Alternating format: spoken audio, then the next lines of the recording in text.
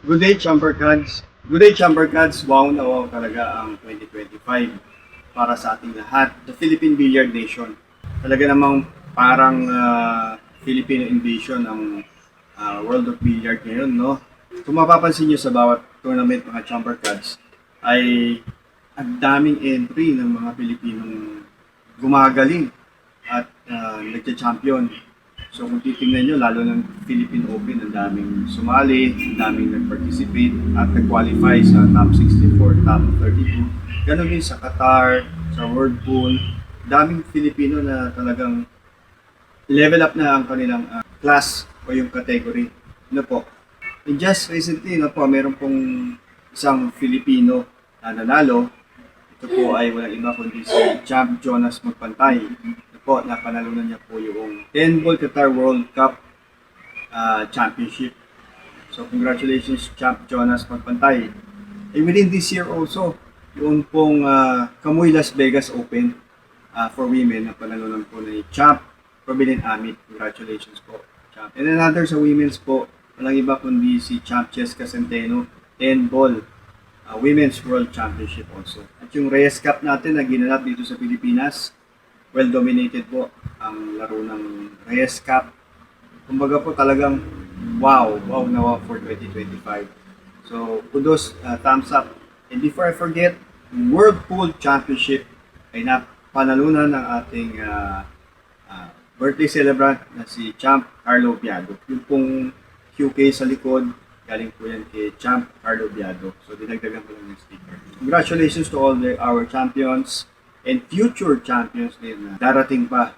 So again, very timely po ang video na ito dahil sa dami ng champion, sa dami ng gumagaling sa larangan ng bilyar dito sa Pilipinas, ay I'm sure yung subscriber po natin ay tataas na naman muli dahil maraming gustong matuto, motivated, and disciplined to play billiard and practice. So ito pong video na ito, tamang-tama sa mga gusto matuto.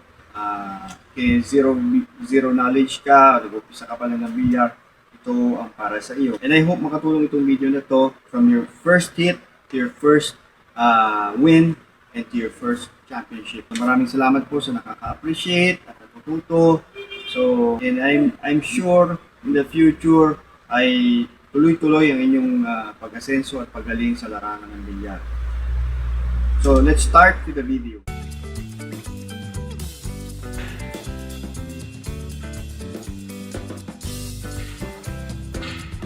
Well, ito guys yung mga senaryo na makikita nyo sa mga beginners usually. Yung rack up yung mga bola tapos titirahin na lang bigla kasi yun yung nakikita nila, so yun yung ginagaya nila. Well, hindi natin sila masisi kasi wala naman magtuturo sa kanila or wala silang masyadong fund para mag-hire ng private coach or tutor. So, at their end, they try to learn by themselves na mahirap talagang mag-umpisa. That's why I made this video para dun sa mga gustong matuto na zero or extreme beginner na walang kaalam-alam sa billiard. Alam nyo guys, ang frustrating dito ay nag-rent ka ng table for 1 hour, 2 hours, wala ka pa natututunan, matatapos na yung oras mo. Tapos ulitin mo na naman the other day, and the next day sobrang tagal o matatagalan ka talaga bago matuto o bago makaubos ng 2 bola o 3 bola. So let's start things right. Umpisahan natin sa tamang tayo at ito ang pinakamagandang pundasyon para magumpisa sa bilyar. Umpisahan natin doon sa tripod-like stance. So kung titingnan mo yung bilog na yon na naka-encircle yung aking kanang paa, tapos tingnan mo yung inverted letter L doon sa elbow at doon sa arm na nakahawak sa bat. At isa pang circle doon sa left side ng aking paa. Yan ang ideal o proper stance. So bakit parang tripod? Para stable ang iyong tayo at kahit anong hagod mo, hindi papaling o walang sudden movement sa pagtira mo. Yan ang ideal na stance sa billiard. At napakalaking factor guys kung mali ang stance mo o tayo mo sa billiard. Mamaya ipapakita ko yung mga maling tayo. So isa sa tamang factor o kasama sa tamang stance ay yung tamang alignment ng mata. So, titingnan mo dito yung elbow, yung tako, yung dominant eye mo ay naka-align doon sa line of shot. Iba-iba po ang line of shot ng tao o dominant eye. Meron po akong video paano malaman kung ano ang dominant eye mo. Hanapin nyo na lang dyan sa playlist. Itong next scenario na to ay papakita ko yung left angle o left side noong proper stance. So, katulad nung nakita nyo kanina nung una, ayan, may bilog yung kaliwa, may bilog yung kanan. Yung mahabang linya na to, yun yung alignment noong kanang kamay mo na may hawak ng bat, naka-align dun sa tako, sa line of shot. Yun ang tamang stance. Ngayon, ito yung back view noong stance. So, kung titingnan mo, naka-align yung paa, yung right foot doon sa may hawak ng bat. Tapos, parang tripod, naka-forward ng konti yung left mo. So after ng tamang tayo ay syempre yung paano tamang humawak o yung grip ng tako. Ito yung tamang paghawak ng bat. So hindi po ganyan. So marami po tayong mga beginners na may maling habit. So iba yung nakapasok. Ang problema sa nakapasok, tatama siya sa tiyan mo o dun sa side mo, sa sinturon mo. Problema naman dito sa nakapalabas yung fist mo ay possible na mag-sway yung tira to the right. At ito yung kumakalog-kalog dahil sa sobrang hagod. So tamang hagod lang. Ang grip po natin ay parang may hawak kang baby na ibon o isang maliit na ibon o paper bag. So ito yung sinasabi ko na yung fist mo na may hawak ng bat ay naka-align dun sa unang paa o sa right foot kung saan naka-align yung object ball o yung cue ball. And lastly, ito yung pinakaiintay nyo, yung drill para sa beginners. But don't get too excited kasi hindi naman to overnight matututunan mo agad. Pero I guarantee you, I assure you, na mas mabilis kayo kaysa dun sa kalat bola o yung ginagawa nyong traditional. Wag shortcut, wag madaliin. Just go through the process and take it one day at a time. So let's start with drill 1 for starters. So dito ay mapag-aaralan natin o ipapakita ko yung tamang paghawak sa tako. Kasi napaka-importante, pag mali yung hawak mo, doon pa lang papaling na yung tira mo at mahirap patamaan yung bola. So dito parang pendulum lang, maluwag yung tira mo, ay maluwag yung hawak mo sa wrist. Ayan, maluwag yung wrist mo doon sa paghawak ng yung tako. Kasi kung mahigpit, parang kung saan direksyon pupunta yung tako mo. It's either mag-supinate or mag-pronate. So tama lang yan, ganyan lang. Maluwag lang. So susunod lang yung aayon lang yung hagod mo sa tako mo.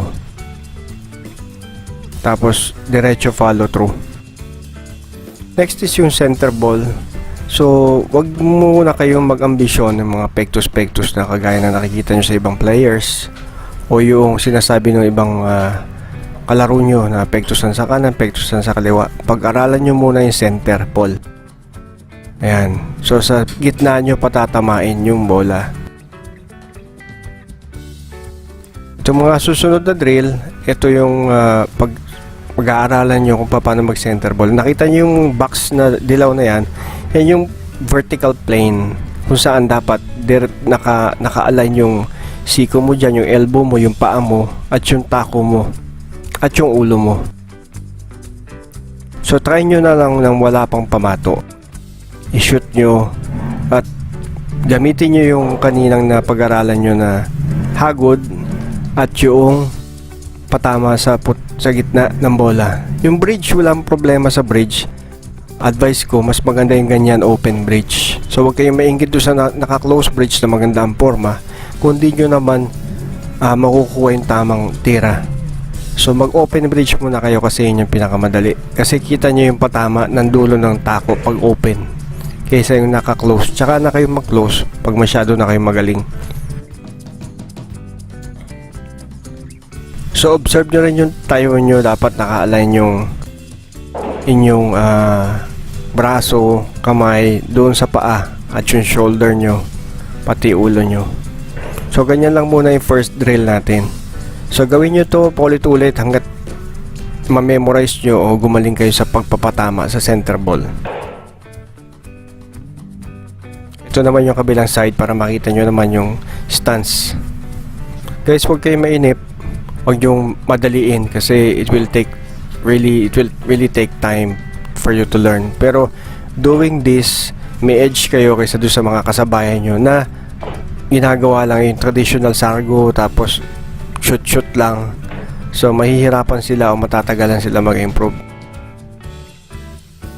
Drill 2 for starters. Yung number 2 naman, ito ay yung malayo. So ngayon alam nyo na kung patama sa gitna, try nyo yung medyo malayo. Observe nyo yung stroke nyo at yung tayo nyo. Very important yung tayo. At naka-align yung ulo nyo o mata nyo doon sa tako nyo sa patama sa bola. So practicein nyo lang to everyday. So mga 1 week, medyo okay na kayo guys. Wag muna kayo basta kalat bola tas tira-tira. Masterin nyo yung hawak nyo, yung grip sa tako. Masterin nyo yung bridge. Masterin nyo yung tayo. At for sure, ang bilis nyo matututo. At observe nyo yung tip na dadampi doon sa bola, dapat nasa gitna. Ngayon, kung hindi na kayo masyadong tumatapyok sa bola, pwede na kayo gumamit ng puting bola o yung tinatawag na pamato. Pero malapitan muna. Ayan. So, the usual, tututok nyo muna yung tako para sure kayo na nakalinya yung tako doon sa butas. Ayan. So, kunin nyo ulit yung pamato. Ganun na naman. Straight muna tayo. Huwag muna kayo mag-angulo. Ayan. Tutok. Ayan. Pag nakita nyo straight na siya, pawalan nyo. So, ganun lang guys. Parang napakasimple, no? Pero, it will take time and practice. So, wag yung shortcutin guys. Huwag kayong mainip. Ganun talaga.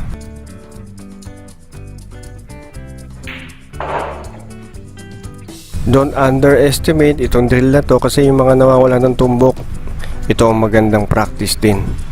Kasi kuminsan na-overlook nila yung fundamentals. Now after this, syempre yung short distance, siguro mga 1 or 2 days, 3 days, pwede na kayong mag drill 4 o yung medyo malayo na may pamato. Ito medyo kailangan na accuracy dito, tsaka precise na yung tira mo. Hindi basta titirahin mo. So tingnan mo kung tingnan mo yung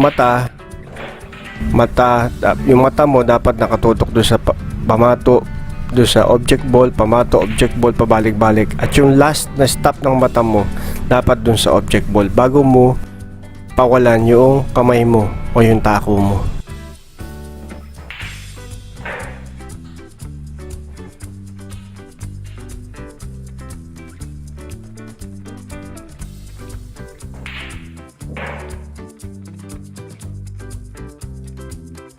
And last is yung drill 5. Ito medyo mahirap-hirap na to.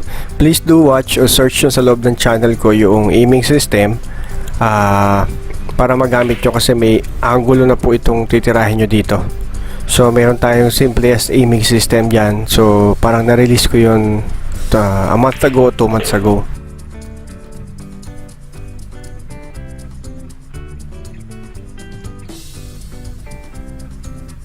Guys, very important yung center ball hit at saka yung stance nyo.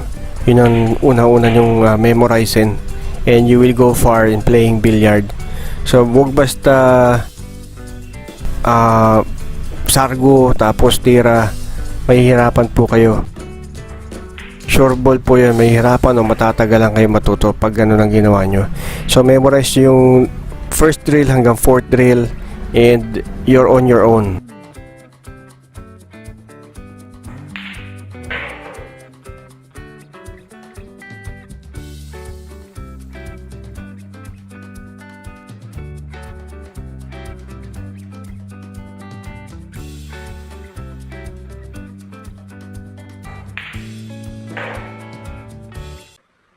So once again guys, I'm very grateful at overwhelming ako sa pasasalamat sa pag-appreciate sa mga videos natin, sa mga natututo, nag-improve, at nagle-level up. So kung nag-level up na po kayo, so from beginner to intermediate to advanced players, marami pong videos na mas magagaling at angkop sa inyong kaalaman at sa level nyo na matatagpuan sa YouTube. Don't just view, don't just watch. Please like and subscribe po para sa future videos. Kung hindi man sa skill, ay marami po ako i-upload na for test hit and review ng mga takbo or mga equipment, tips, and chokes pwedeng gamitin. So maraming salamat po. Till next time. Good luck!